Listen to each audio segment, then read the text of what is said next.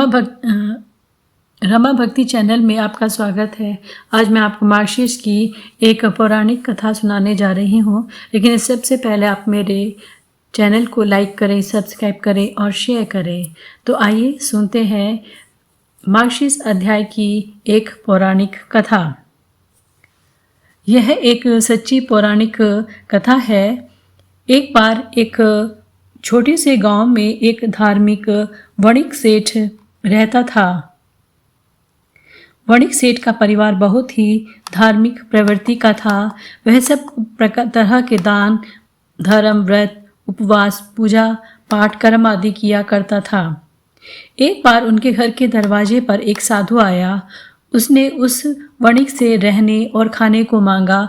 तब वणिक सेठ ने उस साधु को अपने खेत में रहने के लिए झोपड़ी बनाकर दे दी और पूरा परिवार सहित उसकी सेवा करने लगा। इस तरह से दिन व्यतीत होने लगे।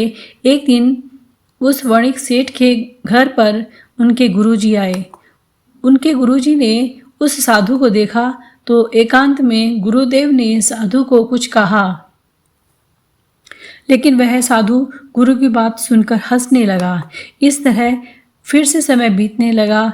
इस तरह कई वर्ष के बाद उस साधु की मृत्यु हो गई। तब वणिक सेठ ने उस साधु की झोपड़ी पर ही साधु की याद में एक चबूतरा बनवा दिया और वहीं पर साधु की अंतिम क्रिया करी। वणिक सेठ के पास कई घोड़े थे। जिस दिन साधु की मृत्यु हुई उसी दिन वणिक सेठ की एक घोड़ी ने एक नवजात घोड़े को जन्म दिया। अब वह घोड़ा भी युवा हो चुका था। एक दिन वणिक सेठ उसी घोड़े पर बैठकर शहर जा रहा था। वह घोड़ा बहुत ही हष्ट पुष्ट और तंदुरुस्त दिख रहा था। घोड़ा क्योंकि जवान था, लेकिन फिर भी वह बार बार चलते चलते रुक जाता था। उस दिन वणिक सेठ को उस घोड़े पर बड़ा क्रोध आया कि इस घोड़े को मैं इतना अच्छा खिलाता हूँ, पिलाता हूँ, फिर भी यह कुछ दूरी तक चलने पर बार बार क्यों विश्राम कर रहा है। तभी वणिक सेठ को उसके गुरुजी अपने शिष्यों के साथ आते हुए दिखाई दिए। वणिक सेठ ने घोड़े से उतरकर गुरु को प्रणाम किया। गुरु ने वणिक सेठ के घोड़े को देखा तो वो घोड़े को देखकर मुस्कुराए। वणिक ने गुरुजी से पूछा कि आप मुस्कुरा क्यों रहे हैं, और तब गुरुजी ने कहा कि यह घोड़ा अपने पूर्व जन्म के कर्मों को भोग रहा है। वणिक सेठ ने पूछा कि गुरुजी क्या अब इसको जानते हैं कि यह घोड़ा पहले के जन्म में कौन था। गुरु ने कहा कि यह वही साधु ढोंगी है जो तुम्हारे घर की मुफ्त की रोटियां कई वर्षों तक खाता रहा। अब जब तक यह अपने अन्न के एक एक दाने का हिसाब नहीं चुका देगा, इसे इसी तरह कई जन्मों तक पशु योनि में दुख भोगना पड़ेगा। वणिक सेठ ने गुरु से कहा, लेकिन गुरुजी वह साधु तो बड़ा ही धर्मात्मा पुरुष था। तो गुरु ने कहा, पुत्र तुम बड़े ही भोले हो। उस साधु के बुरे कर्मों को सिर्फ मैं ही जानता हूँ।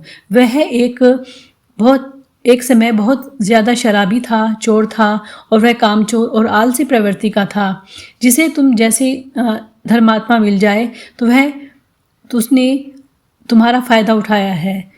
पुत्र, एक बार जब मैं तुम्हारे घर आया था तो मैंने उसे एक सीख दी थी कि किसी के अन्न को बिना मेहनत के मत खाओ, और कुछ नहीं तो इस वणिक की गाय भैंसों को चारा काट कर ही डाल दो, और कुछ नहीं तो राम नाम का ही संकीर्तन किया करो ताकि तुम्हारा अगला जन्म सुधर जाए। लेकिन उसने मेरी बात नहीं मानी और उसने मेरे प्रवचन को शिक्षा के रूप में ग्रहण नहीं किया। और देखो, आज ये घोड़े की योनि में तुम्हारे ही घर पर पैदा होकर अपने अन्न की कीमत चुका रहा है।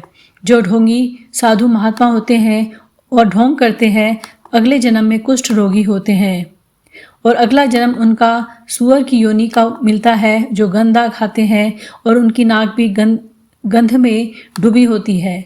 ऐसे व्यक्ति जो राम नाम का संकीर्तन नहीं करते, ढोंगी बनकर मुफ्त की रोटियां और अन्न खाते हैं, वे इसी तरह अगले जन्म में पशु योनि बनकर दुख भोगते हैं। तो हे पुत्र, इस घोड़े को तेरा कर्ज उतारना ही पड़ेगा। इस तरह मनुष्य को अपने जीवन काल में भक्ति करनी चाहिए और पराये अन्न को बिना मेहनत किए खाना नहीं चाहिए, नहीं तो वह अन्न अगले जन्म में कई तरह के कष्ट भोग कर चुकाने ही पड़ते हैं। आइए इस अध्याय में हम एक और पौराणिक कथा सुनते हैं। एक बार एक ऋषि और एक राजा साधु भाई थे। एक दिन राजा की रानी ने अपनी बहन, जो ऋषि की पत्नी थी, उससे संदेशा भिजवाया कि आप अपने पूरे परिवार के साथ हमारे महल में भोजन करने के लिए आइए। मैं आप सभी से मिलना चाहती हूँ। आप सबकी मुझे बहुत याद आ रही है।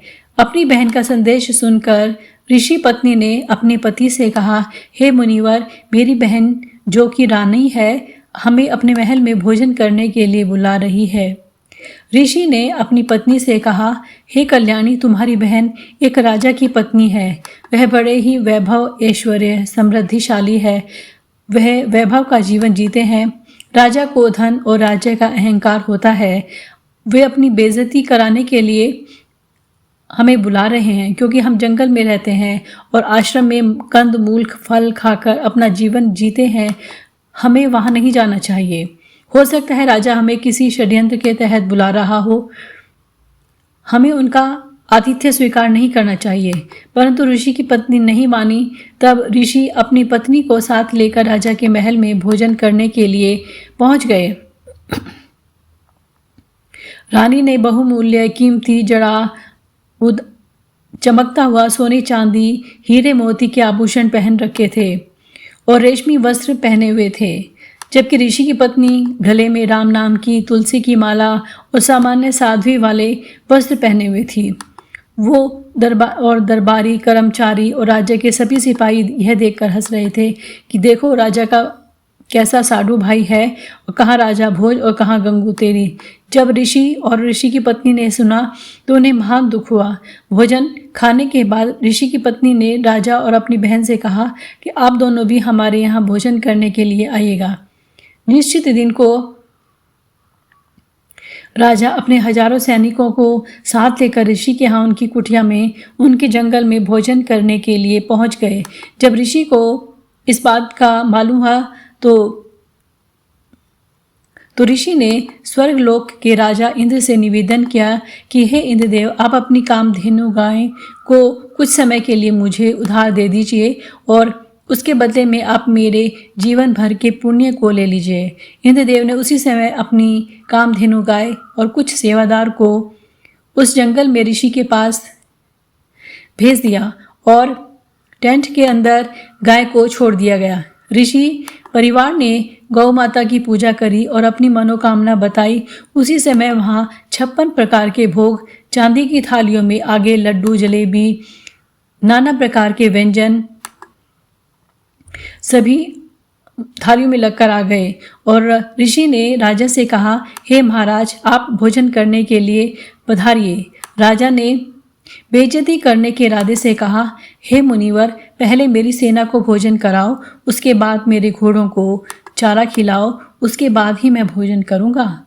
ऋषि ने कहा, हे प्रभु, सभी व्यवस्था हो गई है, पहले आप और आपकी सेना भोजन कर लीजिएगा। फिर राजा उठकर भोजन करने के लिए टेंट में गए तो वहाँ देखकर बहुत सुंदर सुंदर दरियाँ बिछी हुई थी और नाना प्रकार की थालियाँ सजी हुई थी। 56 प्रकार के भोजन रखे हुए थे और जिन्हें सेवादार परोस रहे थे। अन्य देवों की स्तुति करके ऋषि ने भोजन करने की प्रार्थना की। राजा ने देखा कि इनके सामने तो मेरा भोजन भंडार कुछ भी नहीं है। मैंने तो केवल ऋषि और उसकी पत्नी को ही भोजन खिलाया था, मात्र कुछ ही भोजन थे और राजा शर्म के मारे पानी हो गया। खाना खाते ही उसे ईर्ष्या होने लगी।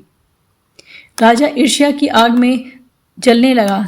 तभी सभी सैनिकों ने भोजन कर लिया तो उन्होंने भोजन की खूब तारीफ करी। राजा का क्रोध लेकिन बढ़ता जा रहा था और टेंट में जाकर राजा ने ऋषि से पूछा कि तुम्हारे पास जंगल में इतने भोजन की व्यवस्था कैसे हुई। ना तो कोई आपके पास बर्तन है, ना इतना सामर्थ्यवान हो, तो आपने इतना सारा भोजन कैसे बनाया? राजा ने ऋषि से कहा कि तुम अ, अपनी गाय मुझे दे दो, क्योंकि मेरे पास सेवक तो बहुत हैं, उनके भोजन के लिए मुझे इस गाय की ज़रूरत है। यह गाय मेरे सैनिकों के लिए भोजन बना देगी, और तुम्हारे लिए यह गाय किस काम की है? ऋषि ने कहा कि हे राजन, यह गाय मैंने इंद्रदेव से उधार ली है, मैंने इसे स्वर्ग से मंगाया है, मैं इसका मालिक नहीं हूँ, और यह गाय मैं आपको नहीं दे सकता। राजा ने दूर खड़े सैनिकों को आदेश दिया कि इस गाय को रस्सी और संकल से बांध दो। ऋषि ने जब राजा की नीयत में खोट देखा तो ऋषि ने गाय माता से विनती की, हे गौ माता, आप अपने स्वर्गलोक राजा इंद्र के पास लौट जाएं। उसी समय कामधेनु गाय टेंट को फाड़कर सीधे स्वर्गलोक में उड़ गई। राजा ने गाय को उड़ते देखा तो गाय के पैरों में तीर मारा, जिससे गाय के खून बहने लगा। पूरी पृथ्वी खून से रंग गई। गाय घायल अवस्था में स्वर्ग में पहुंच गई। जहाँ जहाँ गाय का रक्त गिरा, वहाँ वहाँ तंबाकू उग आया। इस प्रकार ये कथा समाप्त हुई, और कमेंट में जय श्री कृष्णा लिखना न भूलें। धन्यवाद।